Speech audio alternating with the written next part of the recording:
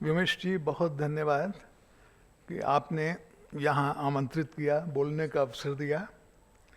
ये ऐतिहासिक है ये अवसर, क्योंकि ये पुस्तकें जो विमोचित हो रही हैं, जिनके बारे में चर्चा हो रही है, ये स्वयं ऐतिहासिक हैं।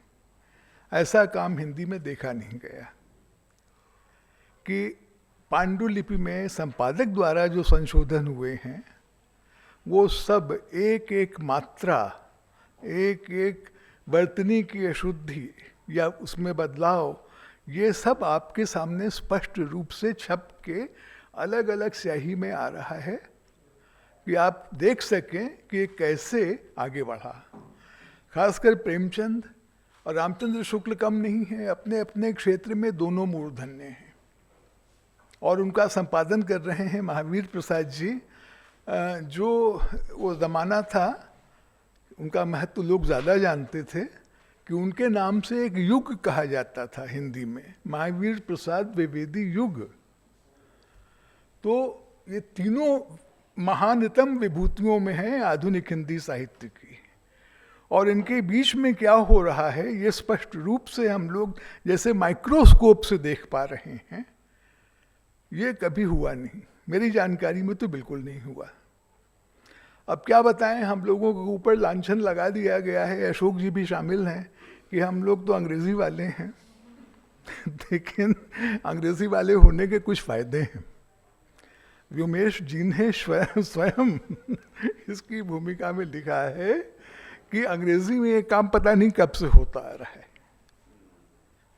इन्होंने एक उदाहरण दिया है कि टी.एस. एलियट की जो वेस्टलैंड है उसमें एजरा पाउंड ने केवल संशोधन नहीं किए थे, पूरे पूरे अंश काट दिए थे।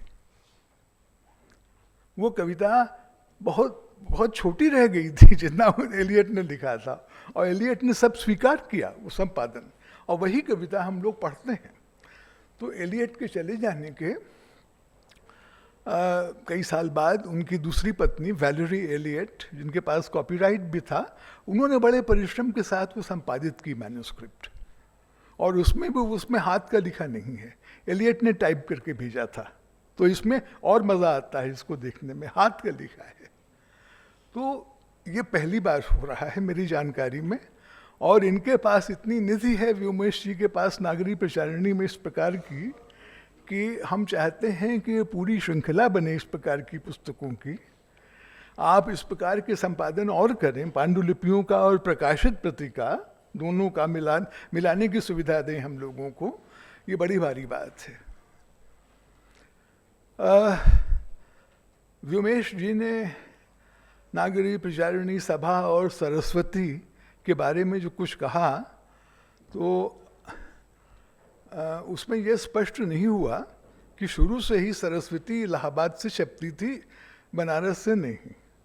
और दूसरी बात क्या, अनुमोदन ज़रूर रहा होगा नागरी प्रचारिणी सभा की, लेकिन उसका प्रारंभ किया इंडियन प्रेस के चिंतामणि घोष ने।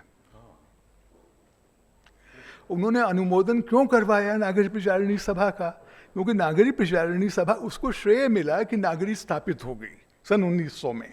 1893 की तो सभा है, छोटे छोटे लड़के हैं वो 17-18 साल के, वो क्या कर ले गए जो 30 साल में नागरी स्थापित हो गई।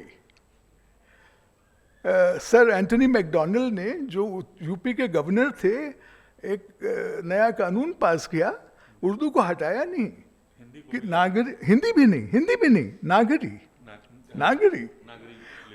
पूरा आंदोलन जो था मालवीय जी का, श्रेय तो मालवीय जी का है, मालवीय जी का, और उसके अलावा महाराज दरभंगा का, जो उनके साथ जाग के भीख मांग के इकट्ठा करते थे पैसा बनारस हिंदू यूनिवर्सिटी के लिए। बाद में उनका साहचर्य तभी से है। पूरा श्रेय बनारस से इलाहाबाद शिफ्ट कर रहे हैं। नहीं, हम उसको मिथिला भी ले जा रहे हैं। भाई देखिए, अशोक जी तो सागर ले नहीं जाएंगे। तो पूरी जिम्मेदारी मेरे ऊपर है।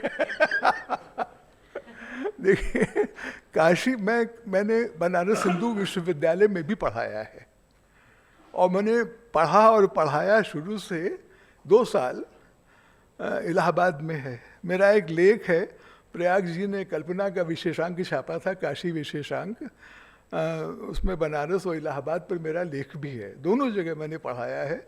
दशाश्वमेध घाट में जो प्रेमचंद के बाद श्रीपत जी का घर था, सरस्वती प्रेस जहाँ था, उसमें रहा हूँ मैं। रोज दशाश्वमेध में जाके बैठता था, लेकिन बनारसी नहीं हो पाया, बात सही है। बनारसी जन्मजात होता है। इलाहाबाद में आकर कोई भी इलाहाबादी हो जाता है, लेकिन बनारस में संभव नहीं। तो खैर, ये बात आवश्यक किस लिए है कि जब एंटोनी मैकडॉनल्ड ने घोषणा की कि अब नागरी का भी प्रयोग होगा, भाषा नहीं बदली, कि लोग पढ़ सकें कि क्या आ रहा है हमारी कचहरी से, वकील हमें क्या दिखा रहा है। उर्दू पढ़ने वाले कितने थे, तो धोखाधड़ी चलती थी। भारतेंदु ने हंटर कमीशन के सामने यही गवाही दी कि उर्दू का एक शब्द आप 72 तरह से पढ़ सकते हैं, 80 तरह से पढ़ सकते हैं, उनकी वर्तनी ऐसी है। भारतेंदु ने किया ये। तो सरस्वती प्रेस की स्थापना चिंतामणि घोष, सरस्वती पत्रिका की स्थापना चिंतामणि घोष ने की। उनको बड़ा शौक था पत्रिकाएं छापने का। अंग्रेजी में मॉडर्न रिव्यू, जो ऐतिहासिक पत्रिका है, मॉडर्न रिव्यू इलाहाबाद से शुरू हुआ। बाद में जब रामानंद चैटर्जी इलाहाबाद से कलकत्ते चले गए तो उनके साथ पत्रिका भी गई, और वो एक उर्दू में भी पत्रिका छापना चाहती थी।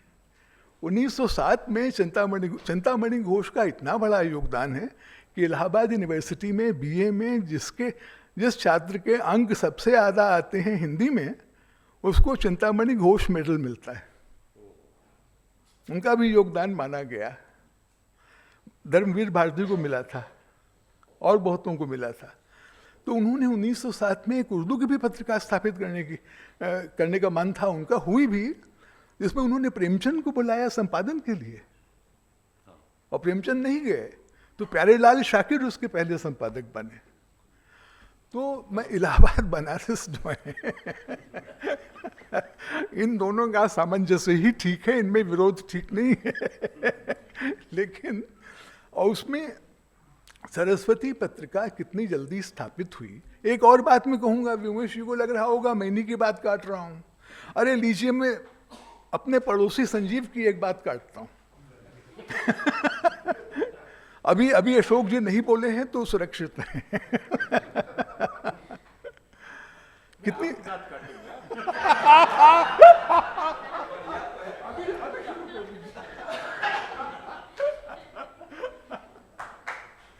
नहीं, इसी क्रम से रखा ही जाता है कि बड़ा शिकारी बाद में आता है।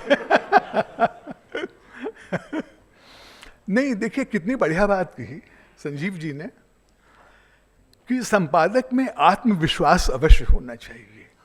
जिस संपादक में आत्मविश्वास नहीं है उसमें कुछ नहीं है। ये क्यों कह रहे हैं? क्योंकि ये भी संपादक है पत्रिका के, ये आलोचना पत्रिका के संपादक हैं। तो ये महावीर प्रसाद द्विवेदी का महत्व तो बताएंगे ही। संपादकों की परंपरा आ रही है। संपादक में आत्मविश्वास तो हो, लेकिन एक आध गुण और होना चाहिए शायद। आत्मविश्वास तो अवश्य होना चाहिए। महावीर प्रसाद जी का सबसे बड़ा फायदा क्या था इनको संपादित करने में? और प्रेमचंद और रामचंद्र शुक्ल दोनों कहीं बढ़कर हैं महावीर प्रसाद जी से, ये तो मानना ही है, स्पष्ट है। महावीर प्रसाद जी 20 साल बड़े थे, न केवल संपादक थे, लेकिन वो शुक्ल जी से 20 साल बड़े थे, और इसी तरह 15-16 साल प्रेमचंद से बड़े थे। हमारे यहाँ वरिष्ठ कनिष्ठ का बहुत ही भेद होता है, हरदम होता है। इंग्लैंड में नहीं मानते, अमेरिका में कम मानते हैं, हमारे यहाँ बहुत होता है ये। और ये लोग ऐसा नहीं है, आप ये मत सोचिए कि महावीर प्रसाद जिस प्रेमचंद को संपादित कर रहे थे वो आज के हमारे प्रेमचंद हैं। वो तो शुरू के प्रेमचंद थे, उनकी प्रतिष्ठा ही नहीं थी इस प्रकार की। रामचंद्र शुक्ल का भी सभी काम बाद में होना था, बड़ा काम। तो ये तो नौसिखिया लेखक थे एक प्रकार से। एक और बात जिसका उल्लेख हुआ, संजीव जी ने कही, वो ये कि तब खड़ी बोली बन रही थी। खड़ी बोली बन के तैयार नहीं हुई थी, हुआ क्या था, रीतिकाल से आधुनिक काल आने में ब्रज से, अवधि से, कई और बोलियों से लोग खड़ी बोली में आ रहे थे। जैसे उन्होंने बताया कि प्रेमचंद जो है करता है में रा आधा ऊपर लगा देते थे, सकता है में आधा का लिखते थे। क्यों? क्योंकि वो उर्दू से आए थे। उर्दू में वर्तनी का इतना भेद नहीं है। रामचंद्र शुक्ल क्या करते थे, अपने इसमें है, वस्तु को वस्तु लिखते थे, बा के बजाय बा। क्यों? क्योंकि वो भोजपुरी से आए थे। तो ये सब जो है, ये बोलियों का मानकीकरण हो रहा है खड़ी बोली के नाम पर। तो इसमें कितने प्रयोग आपको मिलेंगे इस प्रकार के। उनको अगर महावीर प्रसाद द्विवेदी ठीक कर रहे हैं, खड़ी बोली खड़ी कर रहे हैं, तो उनका योगदान कम नहीं है। खड़ी बोली और नई तरह की कविता और कविता की जो बहस है, इस सब में सबसे बड़ा योगदान जो अब लगता है, वो महावीर प्रसाद द्विवेदी जी ने जब संपादकत्व छोड़ दिया, अवकाश ले लिया 1920 में, 1903 से 1920 तक वो संपादक थे। पत्रिका शुरू हुई सन 1900 में, तो 3 साल बाद आए। जैसा बताया इन्होंने, सरकारी नौकरी में थे, टेलीग्राफ इंस्पेक्टर, टेलीग्राफ ऑपरेटर थे पहले, फिर इंस्पेक्टर थे। अंग्रेजी बहुत बढ़िया आती थी उनको, अंग्रेजी इन दोनों से अच्छी आती थी। बाद में प्रेमचंद ने बीए में भी अंग्रेजी ली, बहुत बाद में। तो ठीक है, उनकी भी अंग्रेजी कम नहीं थी, और शुक्ल जी की भी। तब अंग्रेजी के, देखिए जो भी तब पढ़ता लिखता था, सबको अंग्रेजी ज़्यादा आती थी, अब कम आती है। इंग्लिश मीडियम वालों को भी अब कम आती है। वो जो अंग्रेजी थी, मिडिलची की अंग्रेजी कितनी बढ़िया होती थी तब, जो केवल मिडिल पास है। तो भाषाओं का मिलन हो रहा है, भाषाओं का परिमार्जन हो रहा है, भाषाओं का संस्कार हो रहा है। उस युग की बातें हैं ये, और उस दृष्टि से भी इन दोनों पुस्तकों को पढ़ना बहुत ही शिक्षाप्रद है। मैं थोड़ा प्रेमचंद के बारे में कहूँगा, लेकिन पहले मैं कविता क्या है पर कहता हूँ थोड़ा सा, क्योंकि यहाँ कवि भी संपादक हैं। उन्होंने नागरिक विचारणी सभा की जो पत्रिका है, उस पर उसकी बड़ी अच्छी विवेचना की, मेरे पास भी आई है, लेकिन अभी मैंने पढ़ना शुरू नहीं किया है। तो बड़ा अच्छा हुआ वो निपटा दिया उन्होंने। संपादक हैं पत्रिका के, तो पत्रिका पर उनका ध्यान गया सबसे पहले। हमारे बात कवि बोलेंगे, तो कविता क्या है उनके ऊपर छोड़ता हूँ। एक ही आध बात कहता हूँ, प्रेमचंद मेरे हिस्से में हैं, कुछ इसलिए भी कि मैंने संयोगवश से ही अमृत राय की जो जीवनी है, कलम का सिपाही, उसका मैंने अंग्रेजी में अनुवाद किया था, अमृत राय के ही कहने पर। मैं भी कल अनुवाद पर बोल रहा था, तो मैंने बताया कि अनुवाद में तो पुस्तक बढ़ जाती है थोड़ा, 10 से 15% तो बढ़ी जाती है अनुवाद में। लेकिन मैंने जब अनुवाद किया तो 620 पृष्ठ की पुस्तक हिंदी की, कलम का सिपाही, घटकर 410 पेज हो गई। नहीं ऐसी ना ना ना, वो संपादन अलग है, पत्रिका नहीं थी।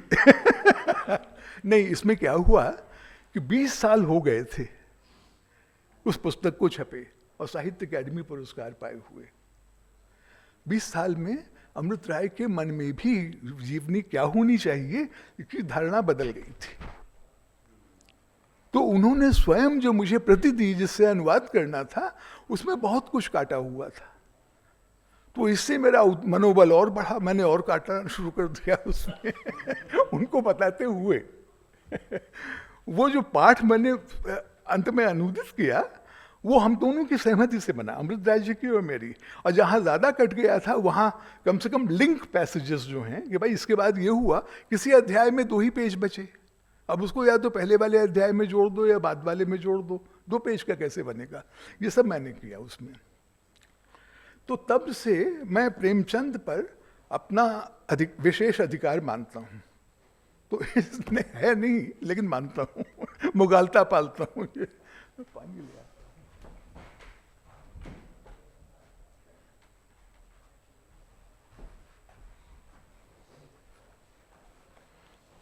अभी बताया गया कि पंच परमेश्वर सबसे प्रसिद्ध जो कहानियों में से है, उसका शीर्षक जब प्रेमचंद ने सरस्वती को भेजा, वो भेजी कहानी, तो पंच भगवान था। पंच भगवान हिंदी में ऐसा कोई मुहावरा है नहीं, कहते नहीं है। और जैसा कि कहा गया कि पंच परमेश्वर भी था कि नहीं था, ये ठीक से पता नहीं है, हो सकता है इसके बाद बना हो। और मैं आपको बताता हूँ कि इस कहानी का एक और शीर्षक है, एक तीसरा शीर्षक है जो शुरू से है, और वो है पंचायत। वो है पंचायत, क्योंकि प्रेमचंद पहले उर्दू में लिखते थे। उनके चारों पहले के उपन्यास, असरार माबिद, हम खुरमा ओ हम सवाब, जलवा ईसार, जिनके नाम ही समझ में नहीं आते हिंदी वालों के, ये सब उर्दू में, केवल उर्दू में लिखे। और बीच बीच में आखिर तक लिखते रहे। प्रगतिशील लेखक संघ वाला जो भाषण है वो उर्दू में ही दिया गया था। साहित्य का उद्देश्य तो नकली है, वो अनुवाद है।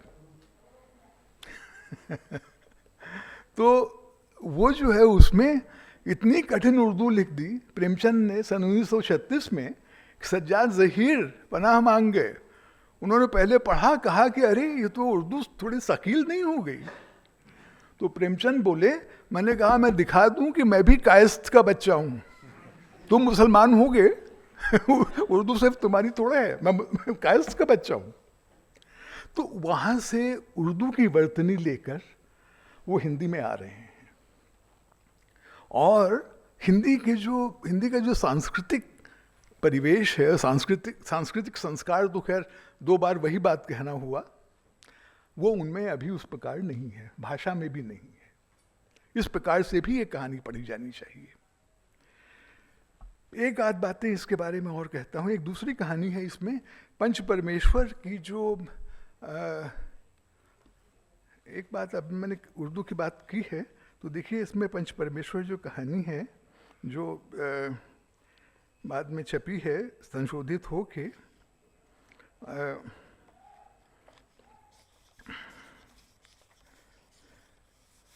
अलगू शेख, जुम्मन शेख और अलगू चौधरी में गाढ़ी मित्रता थी। इस मित्रता का जन्म उसी समय हुआ जब दोनों मित्र बालक ही थे, और जुम्मन के पूज्य पिताजी जुमेराती उन्हें शिक्षा प्रदान करते थे। ये छप के आई है, यही हम सब लोग पढ़ते हैं। इसका पहला प्रारूप क्या है ये मैं आपको सुनाता हूँ, कुछ थोड़ा सा ही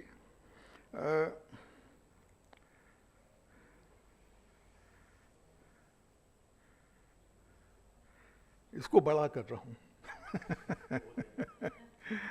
दोस्ती का आगाज उस जमाने में हुआ जब दोनों लड़के जुम्मन के पिदर बुजुर्गवार शेख जुमेराती के रूबरू जानुए अदब तह करते थे।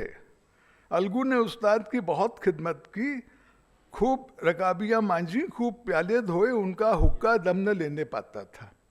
ये प्रेमचंद का लिखा हुआ है, जो हम लोग नहीं पढ़ते।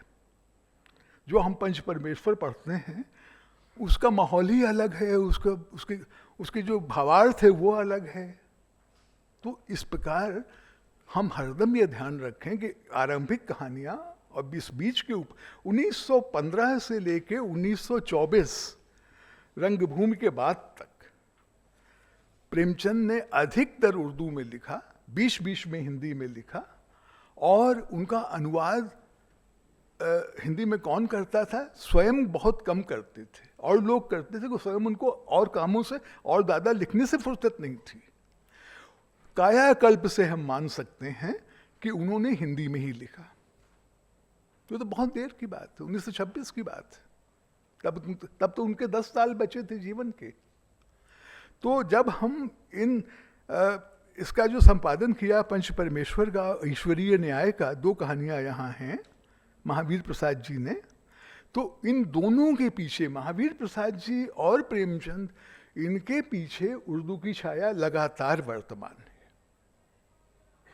मैंने 1984 में एक लेख लिखा था, तुलनात्मक साहित्य का, एक यहीं दिल्ली में ही अधिवेशन हुआ था, द उर्दू प्रेमचंद, द हिंदी प्रेमचंद। और उसमें ये बात अब तक सही है कि हिंदी वाले जानते ही नहीं हैं कि आरंभिक उपन्यास क्या थे, किस भाषा में थे, आरंभिक कहानियाँ क्या थीं। और उर्दू वाले तो, अभी मैं गया था गालिब एकेडमी में, अशोक वाजपेयी भी थे वहाँ पर, जिसमें प्रेमचंद पर एक 3 दिन का सेमिनार हुआ। आप तो पहले दिन आए थे, दूसरे दिन तो वहाँ काफ़ी कटा युद्ध हुआ। तो उसमें कई लोगों ने, वहाँ उर्दू वालों ने कहा कि कभी प्रेमचंद उर्दू छोड़ के हिंदी में गए ही नहीं। तो आप किससे बात कर रहे हैं, कौन आपके सामने भाषण दे रहा है? इससे सिद्ध होता है, इससे प्रकट होता है कि हिंदी उर्दू में अब भी कितनी बड़ी फांक है, समझ के भी स्तर पर। मैं इस पर लिखूंगा ईश्वरीय न्याय। जैसे ईश्वरीय न्याय है, ये भी उर्दू में है। ये शुरू की कहानियां हैं। देखिए, मैं आपको सबसे पहली कहानी हिंदी में प्रेमचंद की जो छपी, वो प्रताप की विजयादशमी अंक में छपी, अक्टूबर 1914 में।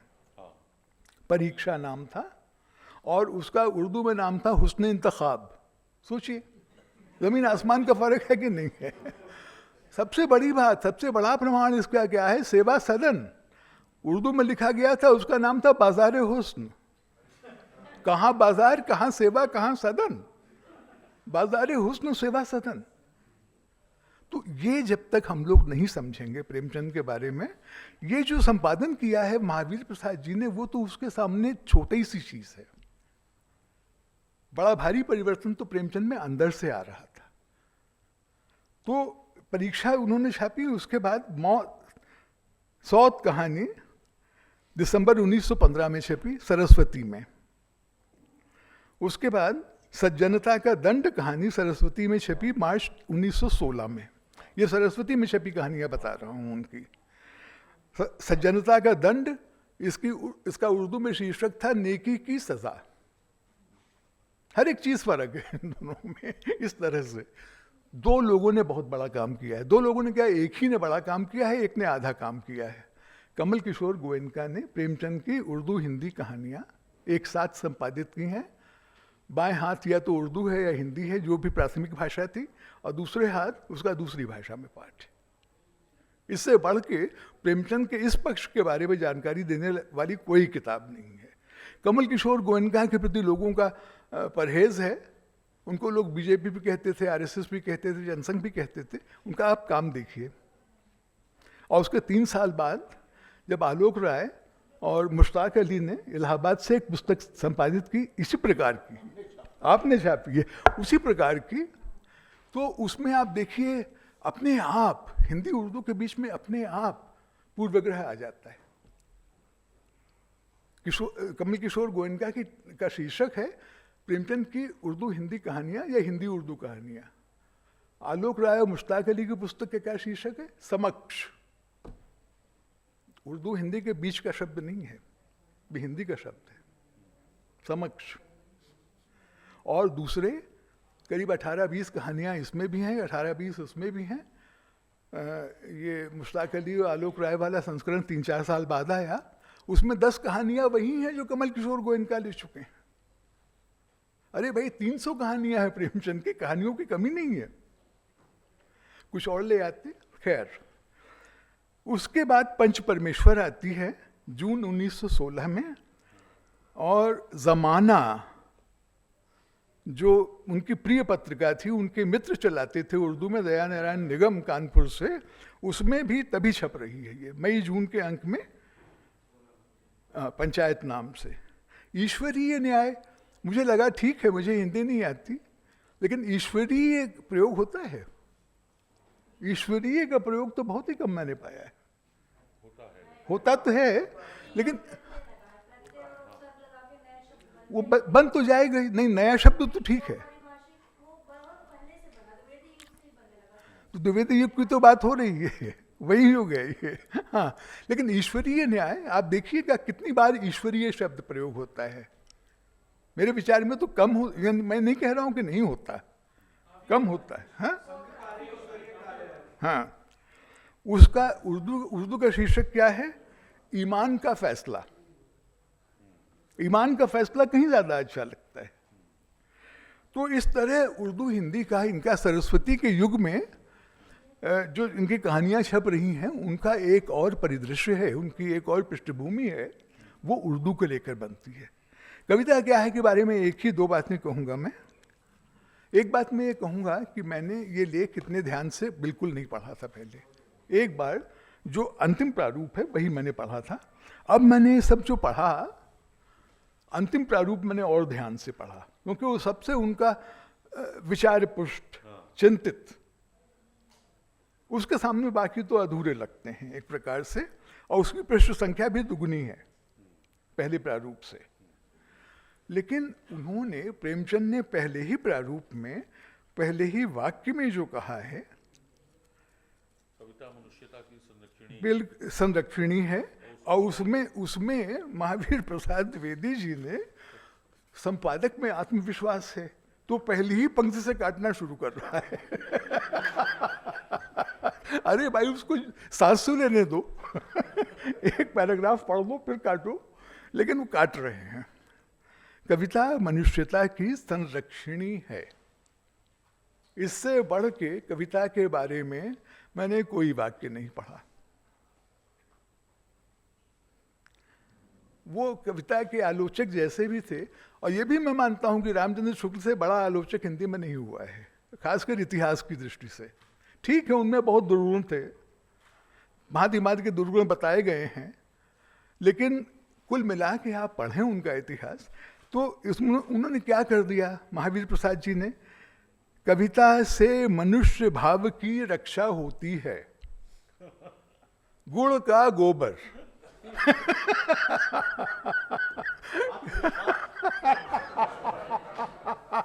है ना, बिल्कुल। ये आप महावीर प्रसाद जी का आत्मविश्वास देखिए, और अशोक जी इशारा कर रहे हैं, आप मेरा भी आत्मविश्वास देखिए।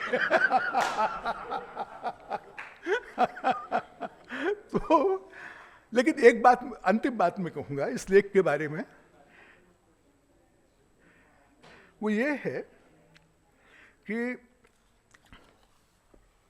जो हमारे वक्तव्य हुए शुरू में, जैसे पल्लव की भूमिका है सुमित्रानंदन पंत की, वो केवल छायावाद के ही समर्थन में नहीं है, वो खड़ी बोली के समर्थन में है, और वो महावीर प्रसाद जी ने जैसा समर्थन किया उससे कम नहीं है। तो इसमें कई वक्तव्य मिलते हैं, इधर भी उधर भी, और लोगों के भी, उन पर भी देखना चाहिए। मेरा कहना यह है कि कविता क्या है, यह लेख अपने अंतिम प्रारूप में 1930 में आया। ये प्रेमचंद के 2 निबंध हैं, उनसे तुलनीय है अपने महत्व में। एक तो है साहित्य का उद्देश्य, और दूसरे है उपन्यास कला। सोच विचार के प्रेमचंद ने इन 2 विषयों पर जो कहा है, उपन्यास की विधा के बारे में, और साहित्य में जैसे एक बात उन्होंने बहुत ही बढ़िया कही कि साहित्य का उद्देश्य में एक बड़ी भारी बात ये कही ना उन्होंने, कि हमें सुंदरता क्या है इसकी परिभाषा बदलनी है, हाँ मेयार बदलना है। तो ये जो है, इसी प्रकार की बात रामचंद्र शुक्ल कविता के बारे में कह रहे हैं। वन पर्वत नदी नाले निर्झर कचार, पट पर चट्टान वृक्ष लता, झाड़ी फूल शाखा पशु पक्षी आकाश मेघ नक्षत्र समुद्र इत्यादि ऐसे ही चिर सहचर प्रकृति के रूप हैं। अब सुनिए अगला वाक्य, खेत खुर्री हल झोपड़े चौपाए इत्यादि भी कुछ कम पुराने नहीं हैं। तो सुंदरता की परिभाषा तो ये भी बदल रहे हैं। जो प्रकृति हम जानते थे, उसी प्रकृति की गोद में ये जो जीवन यापन हो रहा है, इसकी भी बात करते हैं। पानी का बहना, सूखे पत्तों का झड़ना इत्यादि इत्यादि। लेकिन एक बात वो कह देते हैं, ये कविता में नहीं आती। क्या? वैसा कल कारखाने, गोदाम, स्टेशन, इंजन, हवाई जहाज, ऐसी वस्तुओं तथा अनाथालय के लिए चेक काटना, सर्वस्व हरण के लिए जाली दस्तावेज बनाना, मोटर की चरखी घुमाना एवं इंजन में कोयला झोंकना आदि व्यापारों में नहीं है। तो वो जो कह रहे हैं और प्रेमचंद जो कह रहे हैं, बहुत साम्य है इनमें। यही तो रीति काल से आधुनिक काल में आने का संतरण है इन दोनों में। बाकी अब देखिए अशोक जी किसकी कितनी खबर लेते हैं।